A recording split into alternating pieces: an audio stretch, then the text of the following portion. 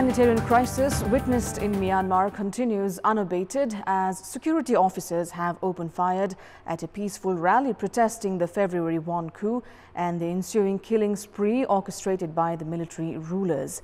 Amid the worsening civic order, Asian powerhouses like the likes of India and China have maintained a conspicuous silence even as the global community is trying to pile pressure on the military rulers to concede power. Good morning, I'm Sarah Sapsanama and these are the headlines of the hour. Nepali Congress to demand the resignation of Prime Minister KP Sharma Oli and take initiative for the formation of a new government.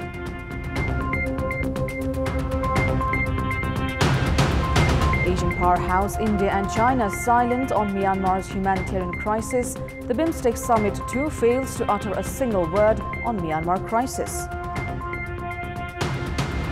The mountaineering activities on the rise despite increasing threat from coronavirus. The government pockets a royalty amount of just over 105 million rupees.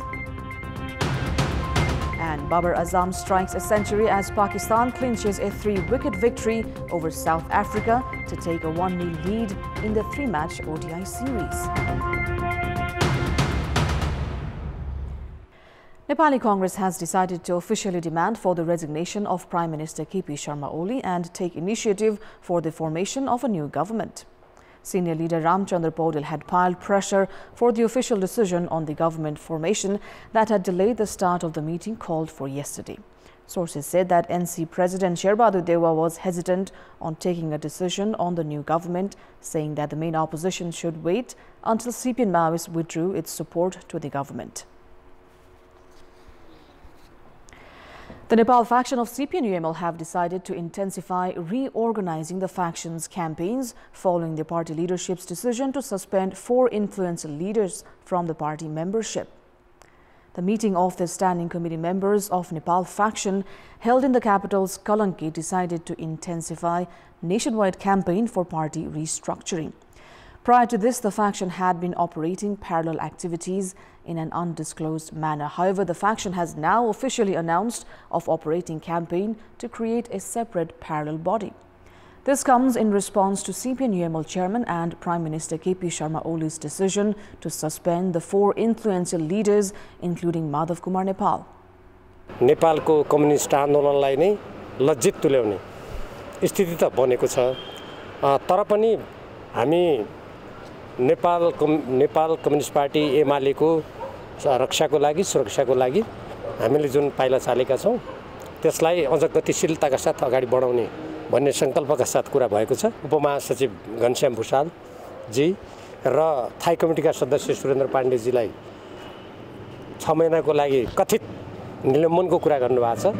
त्यसको बैठकले निन्दा गरेको छ, भत्सना गरेको छ। यो KP Sharma ओलीजीको अरूमाथि तानाशाही लाद्ने निरंकुश स्वेच्छाचारी चरित्रकै द्योतक हो भन्ने कुरा हामीले भनेका छौं। On Thursday, Leader Nepal had announced of a Gandaki provincial level parallel committee in Pokhara. Nepal faction has announced of parallel committees in Kaski, Bhojpur, Khotang, Arghakhachi, among other districts. The faction has created parallel committees in Student and Youth Association as well. Now, President Vidya Devi Bhandari inaugurated a traditional water tap constructed at Brikuti Mandap by releasing the much-awaited Melamchi water. The president also said that the Melamchi water has brought a huge relief to the people in Kathmandu as they had been reeling under the scarcity of water for years.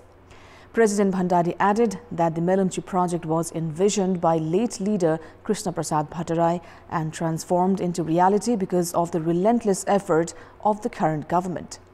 Meanwhile, Prime Minister KP Sharma Oli, who also attended the function, claimed that his government would also bring waters from Sindhupalchok's Yangre and Larki rivers. The Prime Minister added that water from these rivers would be brought to the capital within 3 years' time. The Kathmandu water supply has now begun releasing 80 million litres of water to the capital on a daily basis. Now, it's more than 2 months since the military rulers in Myanmar staged a coup that was followed with inhuman suppression of protesters. Amid the bloodbath that has seen the killing of over 500 protesters, Asian powerhouses such as India and China have surprisingly maintained an eerie silence. If that was not enough, the BIMSTEC summit yesterday too failed to utter a single word on the unprecedented humanitarian crisis in Myanmar. The 17th Foreign Ministerial level meeting of the BIMSTEC held on Friday failed to enter the agenda of Myanmar massacre. The meeting, chaired by Sri Lanka, had the participation of the other member nations India, Nepal, Bangladesh, Myanmar, Thailand and Bhutan. However, none of these nations could even utter a single word on the killing spree orchestrated by the Myanmar military rulers. At the meeting, when representatives of Myanmar's military rulers too were present, the participating ministers only touched upon the previously set agendas. There were speculations that Nepal and India might raise the Myanmar issue, but these two nations too remained silent. There is a declared policy on the part of the BIMSTEC nations not to interfere in the internal issues of member nations. However, member states cannot remain silent in the current scenario of gross violation of human rights and attack on democracy. At a time when the United Nations and rights watchdogs across the world are demanding to generate pressure against the dictatorship of Myanmar rulers, it is agonizing to see the conspicuous silence maintained by the Asian nations. The silence on Friday BIMSTEC meeting only validated the ongoing bloodbath in Myanmar. The number of climbers in the country has soared despite the coronavirus pandemic. A total of 23 teams were granted permit to climb various mountains in the last 3 months, while 8 more teams are awaiting their permits. The government has collected just over 105 million rupees through mountaineering permit in royalty amount. The country was under strict lockdown around this time last year. The movement was limited and tourism sector was greatly affected. The scenario, however, is different a year later. At a time when various countries around the globe are reimposing lockdowns amid the pandemic, mountaineering sector back at home is striving to return to normalcy. Meanwhile, some 151 climbers representing 23 different teams have set off to ascend during this spring, while 8 teams' application permit is being processed. The Department of Tourism also looks elated with the rising mountaineering activities. The department has collected just over 105 million rupees of royalty amount this season. The PCR test for foreign climbers has been made mandatory, while climbers range in the age group of 20 to 92 years. Majority of climbers have targeted the world's highest peak, Mount Everest, while the government has opened 414 different peaks for ascent. In our Public Voice segment, we have asked locals in Parts Thar what can be done for a comfortable life after retirement. Let's take a look at what they had to say.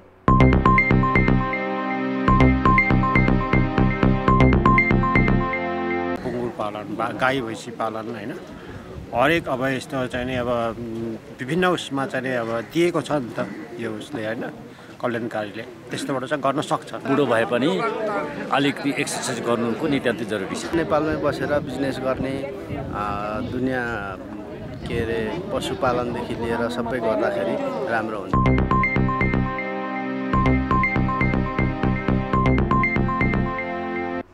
Time now for our segment Public Pulse, where you text us with your opinion.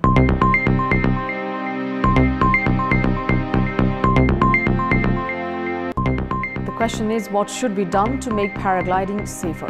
Your options are A. Manage skilled pilots, B. Priority on quality, and C. Effective monitoring. The voting is on. Type NEWS, select your option A, B or C and send it to 34001 to share your opinion with us. Time now for the sports news.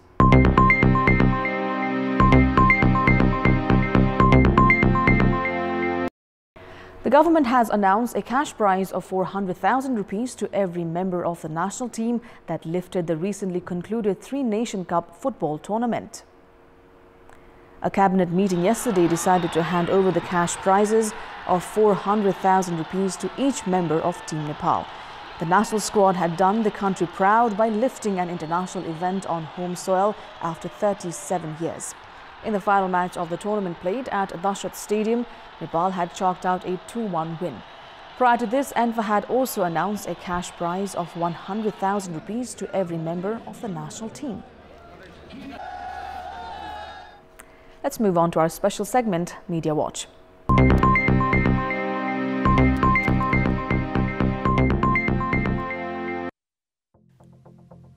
The CPN-UML suspended its senior leader Madhav Kumar Nepal and Vice Chairman Bhim Rawal from party membership for 6 months on Monday, and Deputy General Secretary Ghanshyam Bhusal and Standing Committee member Surendra Pandey on Thursday. The Central Committee meeting of the ruling party held on 20th of March had sought for clarification responses from the 4 leaders, alleging them of carrying out anti-party activities. The party said it suspended the memberships of the 4 leaders as their responses to the clarification sought by the party were not satisfactory. Vice Chairman Rawal said that he, along with other leaders, would respond with stern protest against the modus operandi of party chairman and Prime Minister KP Sharma Oli. The Nepal faction of the party has been holding separate gatherings and forming parallel committees, accusing Prime Minister Oli of running the party unilaterally. The Supreme Court on Thursday rejected the petition filed by Chairman of CPN Maoist Center Pushpakamal Dahal, demanding for a review on the Apex Court's decision to revive CPN Maoist Center and CPN-UML as separate parties. A full bench comprising Chief Justice Jalendra Samsher Rana and Justices Tej Bahadur Keshi and Prakash Kumar Dhungana rejected the review petition filed on Tuesday by Chairman Dahal. A joint bench of Justices Bam Kumar Shrestha and Kumar Regmi had invalidated the unification of CPN Maoist Center and CPN-UML on 7th of March last month.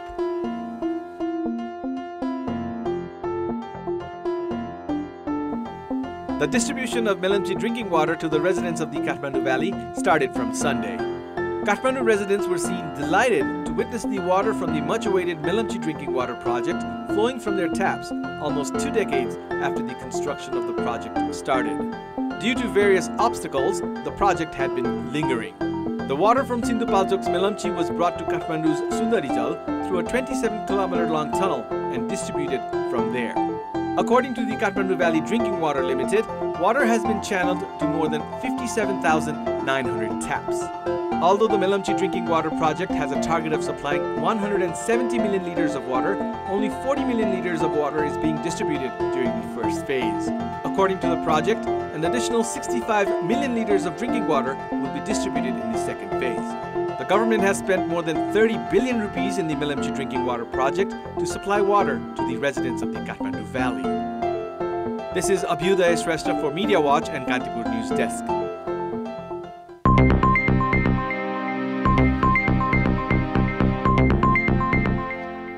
That's all for the moment. Thank you for watching. Have a great day ahead.